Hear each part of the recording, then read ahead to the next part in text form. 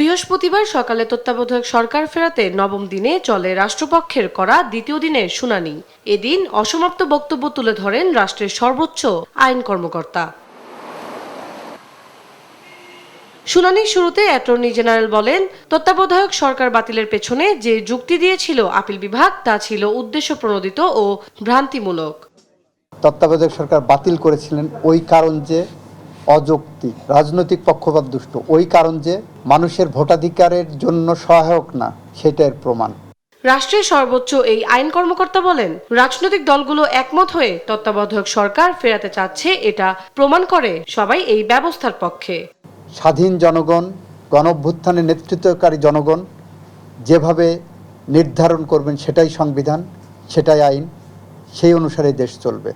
গণতন্ত্র হচ্ছে কোহিনূরের হীরের মতো মূল্যবান, যাকে রক্ষার জন্য সতর্কতা ও দূরদর্শিতা প্রয়োজন বলে তত্ত্বাবধায়ক সরকার ফেরানোর আপিল শুনানিতে বলেন অ্যাটর্নি জেনারেল।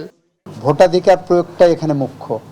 এদিন মোহাম্মদ আসাদুজ্জামান নিজে নির্বাচন করার বিষয়ে বলেন, অ্যাটর্নি জেনারেলের পদে থেকে নির্বাচনে প্রার্থী হতে কোনো আইনি বাধা নেই। পদত্যাগ করেও নির্বাচন করা যায়, পদে থেকেও নির্বাচন করার সুযোগ আছে।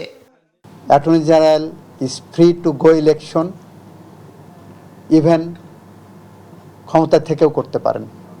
এখানে কোনো অ্যাম্বিগুইটির কিছু নাই, এটা সেটেল ল। এর আগে গতকাল তত্ত্বাবধায়ক সরকার ফেরাতে বিএনপি, জামায়াত, বদিউল আলম মজুমদার সহ 4টি পক্ষ শুনানি করে। তন্দ্রা তারুণ্য, দেশ টিভি, ঢাকা।